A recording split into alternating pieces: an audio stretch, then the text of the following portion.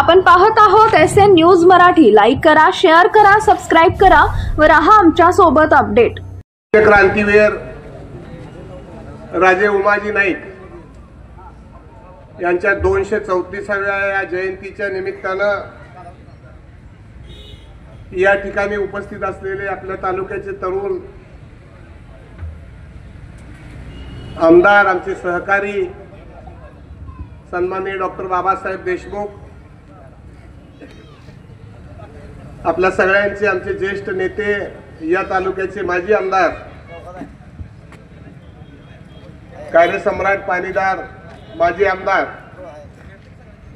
आदरणीय बापू, व्यासपीठावर उपस्थित असलेले आमचे ज्येष्ठ सहकारी, या नगरीचे माजी नगरसेवक सन्माननीय शिवाजी नाना,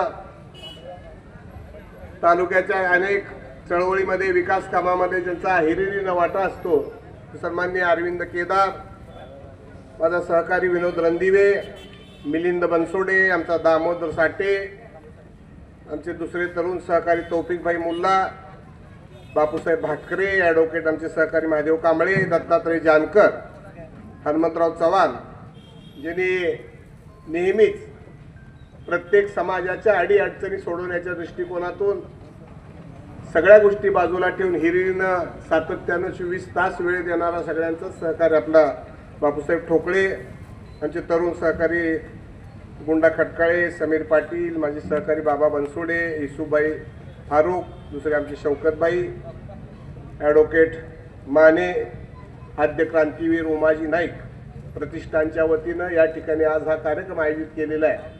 त्या प्रतिष्ठानचे सगळे अध्यक्ष, माझा सहकारी, या ठिकाणी उपस्थित असलेले राजेभाऊ गुजले, तालुक्यातून बरीचशी मंडळी या ठिकाणी उपस्थित दिसतील, रामोशी समाजाची सगळ्या ही आलेली तालुक्यातून सगळी मंडळी, वडीलधारी मंडळी आणि माझ्या तरुण मित्रांनो, या ठिकाणी आपल्या प्रास्ताविकामध्ये बापूनं सांगितलेल्या ह्या सगळ्या गोष्टी खऱ्या आहेत। आजपर्यंतच्या काळामध्ये जशी पृथ्वी समाज रचना अस्तित्वात आली त्यापासून गावाच्या सीमेचं रक्षण करणारा हा प्रामाणिक आणि इमानदार समाज आजपर्यंतच्या काळामध्ये अनेक राज्य व्यवस्थेमध्ये उपेक्षितच राहिला। ब्रिटिशांच्या काळामध्ये घराच्या बाहेर यायची अडचण होती, अशा काळामध्ये राजे उमाजी नाईकांनी त्यावेळेला बंड केलं, छातीवर गोळ्या घेतल्या आणि देशाच्या या स्वातंत्र्य लढ्यामध्ये गावकुसाच्या बाहेर असणाऱ्या समाजाचा सगळी संघटना गोळा करून त्या ठिकाणी इंग्रजांना मोठ्या अगदी पद्धतीनं लढा दिला। ज्या छत्रपती शिवरायांनी हे स्वराज्य निर्माण केलं, त्या निर्मितीमध्ये सगळ्यात मोठा आणि सिंहाचा वाटा कोणाचा असेल तर बहरजी नाईकांचा।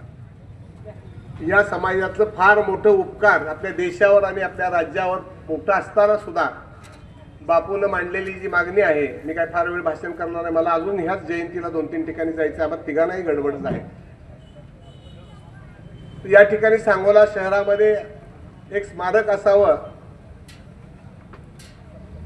ही मागणी अतिशय रास्त आणि योग्य आहे आणि आम्ही तिन्ही मंडळी, जी तालुक्याची जबाबदारी आम्ही पार पाडणारी प्रमुख तिन्ही मंडळी या ठिकाणी उपस्थित आहोत। हा आमचा सामुदायिक, हे आपल्याला मदत करणं ही आमची सामुदायिक जबाबदारी आहे आणि म्हणून या निमित्तानं बापू मागणी केलेली आहे ही अतिशय योग्य आणि समाजाला न्याय द्यायच्या दृष्टिकोनातून एखादं या ठिकाणी काहीतरी समाज मंदिर असलं पाहिजे की जेणेकरून तालुक्यातल्या आलेल्या आमच्या सगळ्या रामोशी समाजाला त्या ठिकाणी बसता येईल। आद्य क्रांतीवीराचं त्या ठिकाणी छोटंसं स्मारक असणं गरजेचं आहे। माझ्यानंतर आमचे दोन्ही नेते या ठिकाणी बोलणार आहेत, पण या निमित्तानं मी आपल्याला एवढंच सांगेन, या सगळ्या सहभागामध्ये आमच्या तिघांची जबाबदारी आहे, त्यामध्ये आम्ही तिघेही मिळून, माझ्यानंतर तेही सांगतील की जास्तीत जास्त लवकरात लवकर वाद न असलेली लवकरात लवकर काम कसं होईल, कारण अनेकांच्या या ठिकाणी थोर पुरुषांच्या स्मारकांच्या योजना या ठिकाणी थांबवून आहेत, तर त्या दृष्टिकोनातून राजे उमाजी नाईकांच्याही या स्मारकाला निश्चितपणानं आम्ही बांधील आहोत। मीही व्यक्तिगत माझ्या वतीनं या ठिकाणी आपल्या ह्या स्मारकाला लवकरात लवकर कसं करता येईल यासाठी जो काही प्रयत्न करावा लागेल तो आम्ही तिघं मिळून करू। त्यामध्ये माझा सुद्धा सिंहाचा अग्रेसर वाटा असेल। एवढंच या निमित्तानं सांगतो. या ठिकाणी पत्रकार मंडळी आमची आहेत, सतीश भाऊ आहेत, मामाने आहेत, सगळ्याच मंडळींच्या पत्रकारांचं नाव राहून गेलं. आपण सगळेजण उपस्थित आहात. आता आद्य क्रांतीवीराच्या बाबतीमध्ये बापूंनी सविस्तरपणाने सांगितलंय. मी सांगायला बसलो तर अर्धा तासभर पुरणार नाही. परंतु या जयंतीच्या निमित्तानं काहीतरी यावर्षी आपल्या पदरात पडलं पाहिजे समाजाच्या, या दृष्टिकोनातून आमची बांधिलकी राहील. एवढंच या निमित्तानं सांगतो. या आद्य क्रांतीवीराला मानाचा सलाम करतो आणि माझं छोटंसं भाषण संपून मला पुढच्या कार्यक्रमाला जायला परवानगी द्यावी अशी विनंती करतो. धन्यवाद. जय मल्हार.